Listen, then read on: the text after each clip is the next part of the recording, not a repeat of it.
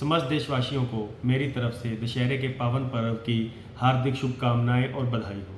ये पर्व हमें बुराई पर अच्छाई की जीत को दर्शाता है और दिखाता है कि किस तरह से समय दर समय हर बार बुराई पर ही अच्छाई की जीत होती आई है। इंसान चाहे कितना भी बुराइयों से भरा हुआ हो, पर एक समय उसका अंत ज़रूर होता है और अच्छाई की जीत सदा ही होती है।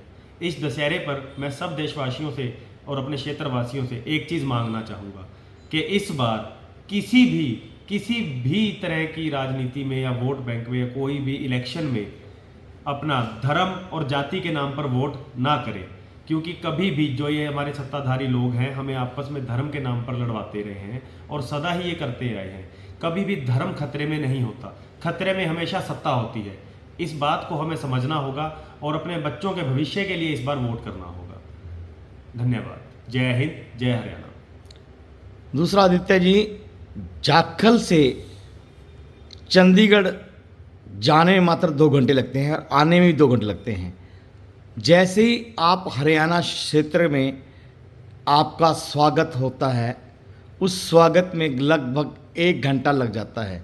इसके बारे में क्या कहेंगे? ये हमारे क्षेत्र के लिए एक बड़ी ही विडंबना है कि इतने साल होने के बाद भी आज तक उस सड़क का कोई इलाज नहीं हो पाया है।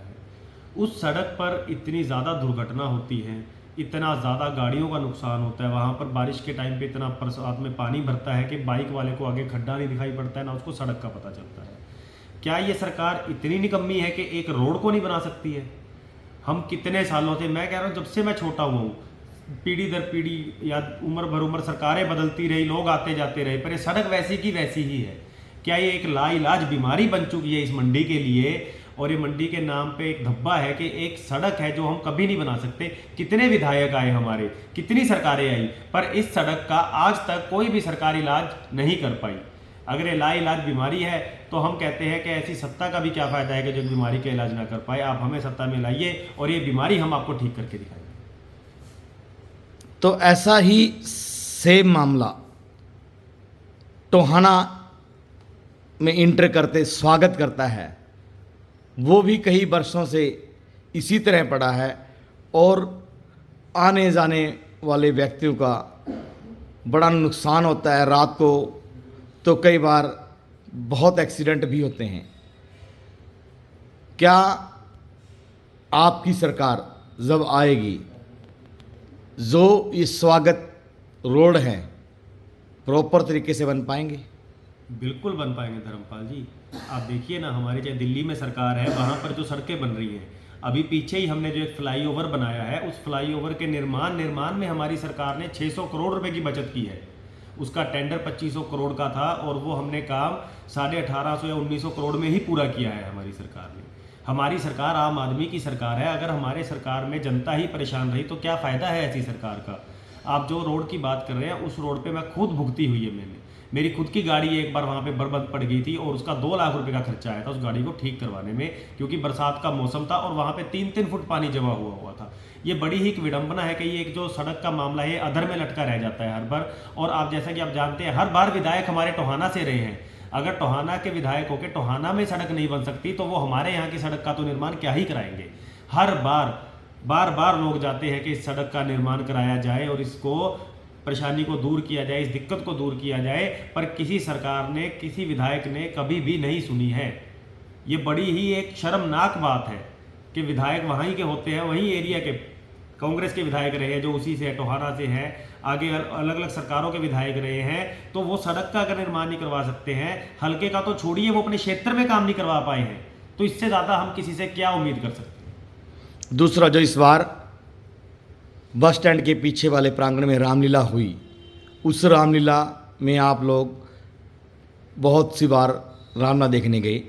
क्या आपको कहीं पर लगा कि अश्लील गाने मंच पर चलाए जा रहे हैं? ये अश्लील गाने नहीं कह सकते धर्मपाल जी। अब जो ये जय सिया राम ड्रामेटिक क्लब के द्वारा एक रामलीला का अद्भुत मंचन किया जा रहा है, ये देखने योग्य सीन है और देखने योग्य रामलीला है। पर जो आज का सिनेरियो है, जिसे हम कह सकते हैं कि जैसा कि वक्त बदल रहा है, तो रामायण के साथ साथ बीच में दर्शकों को बिठाने के लिए कहीं ना कहीं मनोरंजन की आवश्यकता ज़रूर पड़ती है। तो उसको एक हर चीज़ के 2 पहलू होते हैं, एक सिक्के के 2 पहलू होते हैं, हम उसको जिस मर्जी नज़रिए से दे सकते हैं।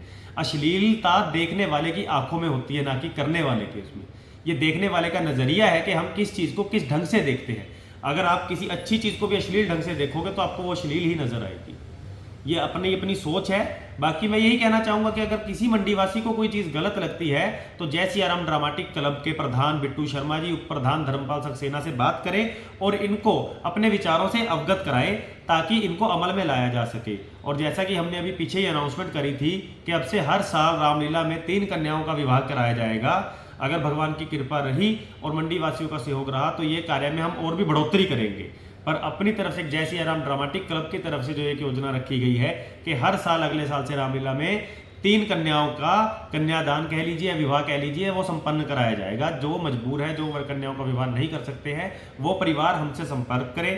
प्रधान बिट्टू शर्मा जी को, उप प्रधान धर्मपाल सक्सेना जी को या आदित्य बंसल यानी कि मुझे आप संपर्क कर सकते हैं इस मामले में। लेटेस्ट वीडियोस के लिए अभी सब्सक्राइब करें A1 हरियाणा को और प्रेस करें बेल आइकन ताकि सभी अपडेट्स आपको मिले सबसे पहले।